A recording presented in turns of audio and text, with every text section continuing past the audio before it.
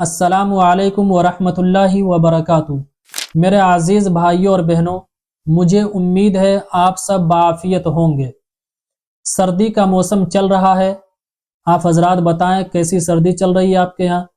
اللہ والوں کی زندگی جب آپ دیکھیں گے، جب ان کی زندگی کو پڑھیں گے، کھنگالیں گے، تو پتہ یہ چلے گا کہ ان کی زندگی میں جب سردی کا موسم آتا تو وہ بہت زیادہ خوش ہوتے تھے۔ جانتے ہیں کیوں؟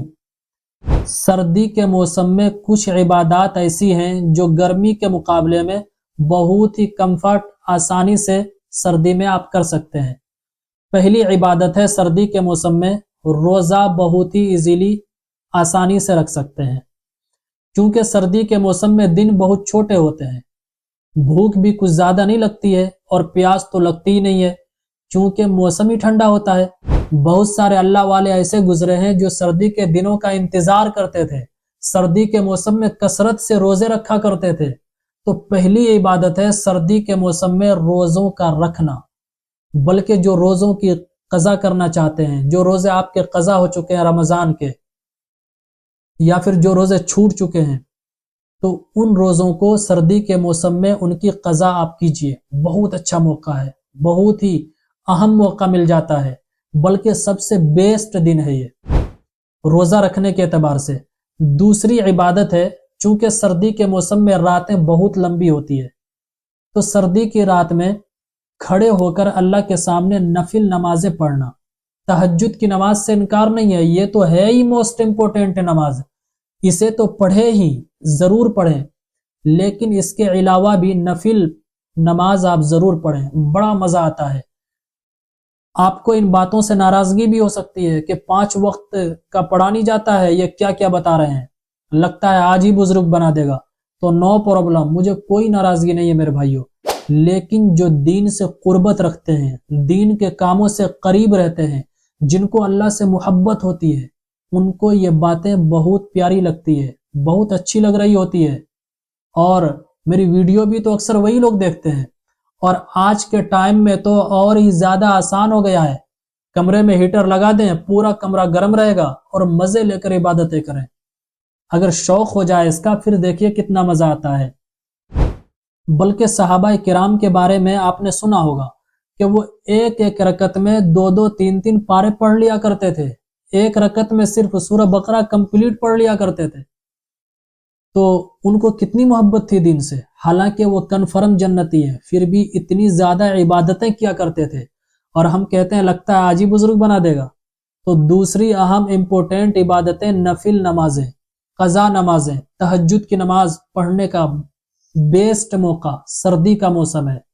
تیسری امپورٹنٹ عبادت سردی کی یہ ہے کہ بندہ نرم نرم بستر کو چھوڑ کر، لحاف گدے سے نکل کر، وضو کرنے کے بعد اللہ کے سامنے کھڑے ہو جائے۔ بلکہ حدیث میں آتا ہے ایسا بندہ سردی کے موسم میں نرم نرم بستر پر لیٹا ہو، بیوی بھی اس کے پاس ہے، وہ میٹھی نیند سو سکتا ہے، لیکن اللہ کی محبت میں نرم نرم بستر کو چھوڑتا ہے، بیوی کو چھوڑتا ہے، اور چند رکعت اللہ کے لیے پڑھتا ہے۔ اللہ کو ایسے بندوں پر بہت پیار آتا ہے۔ تو اگر آپ روزانہ یہ کام نہیں کر سکتے ہیں، تو ہفتے میں ہی ایک مرتبہ نرم بستر کو چھوڑ کر اچھی طرح وضو کر کے اللہ کے دربار میں کھڑے ہو کر اللہ کی محبت میں کچھ رکعت ضرور پڑھیے، زیادہ نہیں تو 2 رکعت ضرور پڑھیے۔ اللہ آپ سے بے پناہ محبت کرے گا، اور جن سے اللہ محبت کرے گا اور کرتا ہے تو ان کو کسی چیز کی ضرورت ہو سکتی ہے، وہ کبھی بھی پریشانی میں آ ہی نہیں سکتا ہے۔ جن سے اللہ محبت کرنے لگے اسے کوئی پرابلم ہی نہیں کریٹ ہو سکتا ہے۔ تو سردی کے موسم میں آپ یہ کام ضرور کریں۔ اسی طرح چوتھا کام ہے، سردی کے موسم میں آپ خفین پہنیں۔ چمڑے کے جو موزے ہوتے ہیں، چمڑوں کے موزوں کا پہننا سنت ہے، یہ اچھی طرح سمجھیں۔ صحابہ کرام یہ پہنا بھی کرتے تھے، اور اس سنت کو زندہ بھی کیجئے، آسانی بھی ہے، آرام بھی ملتا ہے، اور سنت بھی ادا ہو جاتی ہے۔ پانچواں اہم کام سردی کے موسم کا یہ ہے کہ غریب لوگوں کی مدد کرنا۔ غریب لوگوں کی مدد کیجیے، گرم کپڑے غریبوں تک ضرور پہنچائیں۔ کوئی نیا خرید کر کے آپ نہیں دے سکتے ہیں تو گھر میں جو پرانے ہوتے ہیں जिसे आप कुछ ज़्यादा यूज़ भी नहीं करते हैं या ज़रूरत से ज़ायद हो, आप उसे नहीं पहनते हैं, पहले पहनते थे अब नहीं पहनते हैं, तो गरीबों तक ज़रूर पहुँचाएं।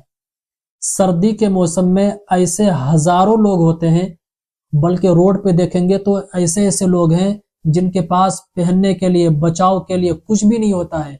झोपड़ियों में लोग रहते हैं, एक बिल्कुल पतला सा कंबल होता है। तो लोगों की हेल्प कीजिए। इंशाल्लाह गरीबों के लिए लिहाफ, गद्दा, कंबल, जैकेट, चादर, सर्दी से बचाव के जितने भी तरीके हैं गरीबों तक पहुंचाने की तरतीब बनाई जाएगी। बहुत जल्द आपको कन्फर्म कर दिया जाएगा। मुझे उम्मीद है ये बातें पसंद आई होगी। ज़रूर इस पर अमल करें, दोस्तों अहबाब तक शेयर करें, ग्रुप्स में सेंड करें ताकि सर्दी की इन इबादात से भरपूर फ़ायदा उठा सकें।